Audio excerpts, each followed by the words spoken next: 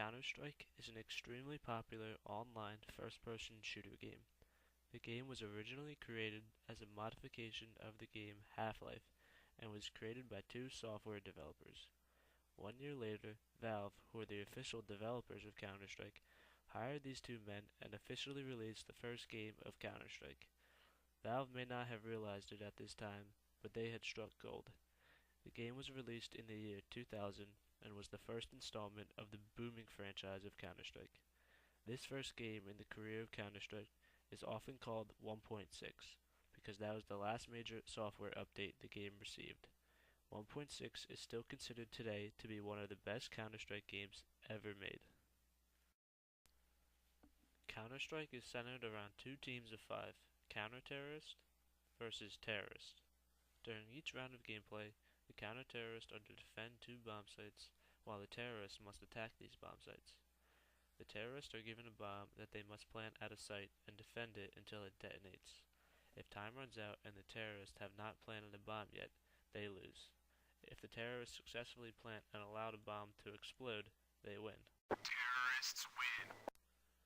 If the bomb is planted, the counter-terrorists must defuse the bomb before detonation to win the round. Counter-terrorists win. Since Valve's first Counter-Strike, they have released 3 more games.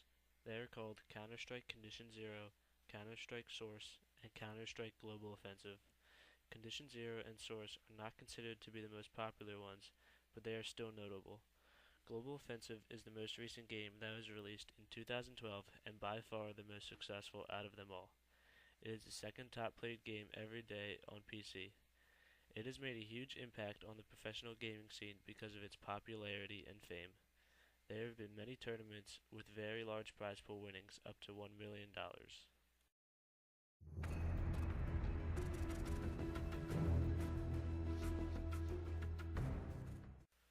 Ever since Counter-Strike's release in 2000, the game has been a huge target for cheating, or also known as hacking.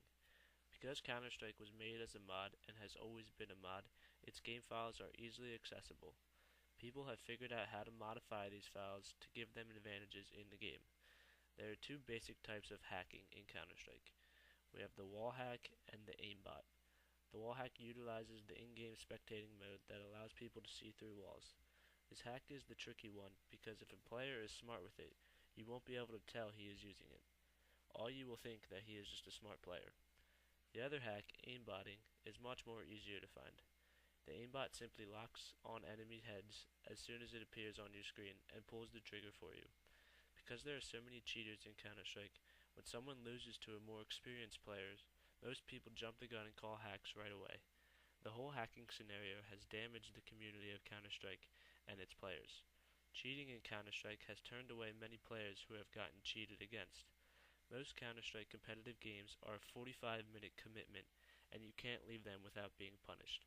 No one wants to play a game for 45 minutes where they have no chance at winning. Valve has always seen cheating throughout its history and has implemented many things to counteract cheating. The main source of finding cheaters in Counter-Strike is the Valve Anti-Cheat, also known as VAC. Valve put this system into most of their games in 2002. Here's a brief video explaining the Valve Anti-Cheat. How does VAC work? VAC will try to connect to your computer and scan your memory and running services or processes. This is an automatic process. When that's done, your computer will reply back the information to the software so that VAC can compare your results with the database of banned applications. If your information is something that VAC hasn't seen before, Valve engineers may inspect the code and run it on their own copies of the game. If the code is confirmed as a new cheat, it is added to the database, and your Steam account will be banned. Valve's second solution to cheating is an in-game mode called Overwatch. Overwatch lets the community police themselves. Overwatch gives qualified players, those that have fulfilled certain criteria such as a minimum rank and minimum number of games played, to take on the role to ban players that are cheating. The Overwatch mode makes you watch a suspect who was previously reported for cheating to see if he was actually cheating. At the end of an Overwatch session, you must fill out this form to indicate if he was cheating. Overwatch really is genius, and it works so well because every single Counter-Strike player has been on the receiving end of cheating. There's nothing better than getting revenge on a cheater than banning him yourself. Cheating in the pro scene has always been in question by many players. In 2014, two major pro players were VAC banned right before a big tournament. Both of them admitted to cheating, but they said a lot of other professional players were also using the exact same cheat. Whatever it wasn't a blatant cheat or easily detectable. Using cheats in the pro scene is like a baseball player in the MLB using steroids. It gives them an advantage, but most of the time it's not noticeable. After all the VAC bans, questions arose of how much skill was actually involved in professional gaming and how many other people are cheating in the pro scene. There are some professional players who have risen suspicion about them cheating. The most known suspect of this suspicion is a player named Flusha. Here are two clips that many people believe to be cheats. Let everyone live, that's a big problem. There's Flusha. Oh god, no! There's enough time!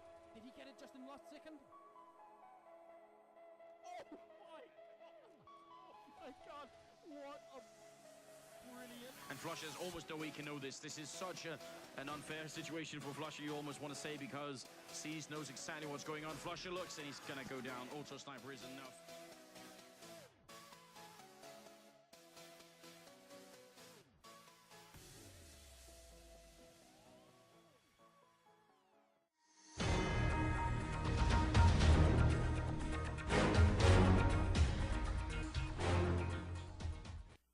Despite all of Counter-Strike's setbacks, the game is one of the most popular esports games in the world.